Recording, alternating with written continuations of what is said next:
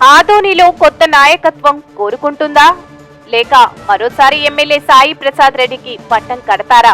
మేము చేసిన అభివృద్ధి మరియు మా నాయకుడు అందించిన సంక్షేమ పథకాలే నన్ను గెలిపిస్తాయని ఏకంగా బహిరంగ సభల్లోనే ధీమా వ్యక్తం చేస్తున్న వైసీపీ ఎమ్మెల్యే అభ్యర్థి సాయి ప్రసాద్ రెడ్డి గత తెలుగుదేశం ప్రభుత్వం హయాంలో ఆదోనిలో చేపట్టిన అభివృద్ధి ఏంటని కనీసం చెప్పుకోవడానికి ఎక్కడా కూడా వాళ్ళ శిలాఫలకం కూడా లేదు. కొంతమంది వైసీపీ నాయకులు ప్రచార కార్యక్రమంలో వెల్లడిస్తున్నారు.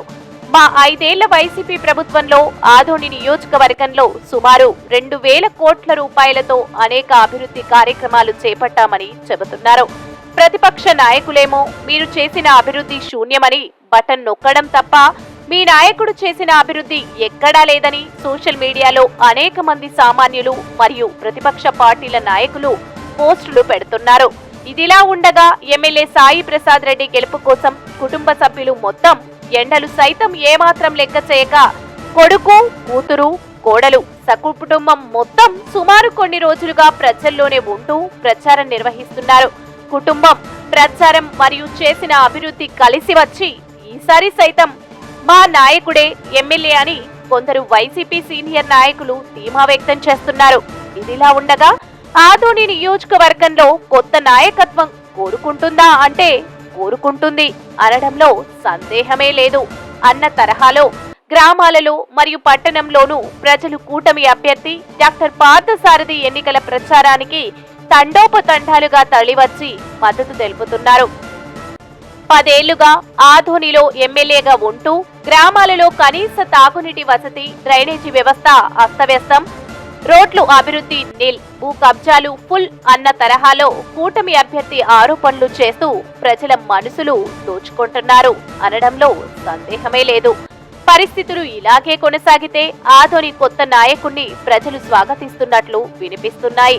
కూటమి అభ్యర్థి బీసీ కావడంతో బీసీ పట్ల ప్రజలు ఓట్లు కలిసొచ్చే అవకాశం ఉంది. దీనికి తోడు నియోజకవర్గంలో ప్రధాని మోదీ అభిమానులు కూడా అధిక సంఖ్యలోనే ఉండటంతో ఆదోనిలో కొత్త నాయకత్వాన్ని ప్రజలు కోరుకుంటున్నారని పెద్ద ఎత్తున గుసగుసలు వినిపిస్తున్నాయి. కూటమి అభ్యర్థి రోజుకు ఒక తరహాలో ఎమ్మెల్యేపై విమర్శలు చేస్తూ ప్రజలను ఆకట్టుకుంటున్నారు.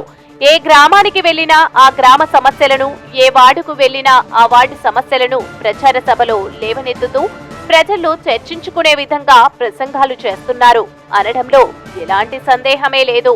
ఆదోని మున్సిపాలిటీ చరిత్రలోనే ఇరు పార్టీల ప్రముఖులు తారాస్థాయికి చేరే విధంగా ఒకరిపై ఒకరు విమర్శలు చేసుకోవడం చూస్తున్నామని, గతంలో ఎన్నికలు జరిగేటప్పుడు సాధారణంగా ఒకరిపై ఒకరు ఆరోపణలు చేసుకునేవారని, ఈసారి ఎన్నికల్లో తారాస్థాయికి చేరిందని, చివరిగా వ్యక్తిగత దూషణలు చేసుకోవడం ఇప్పుడిప్పుడే సోషల్ మీడియాలో చూస్తున్నామని టీకొట్ల దగ్గర, రచ్చబండ దగ్గర గుసగుసలు వినిపిస్తున్నాయి.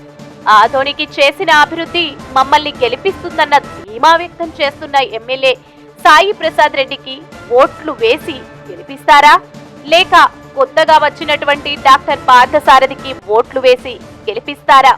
పాత నాయకత్వమా లేక కొత్త నాయకత్వం జూన్ 4వ తేదీన తేలనుంది. అంతవరకు అందరం వేచి చూద్దాం.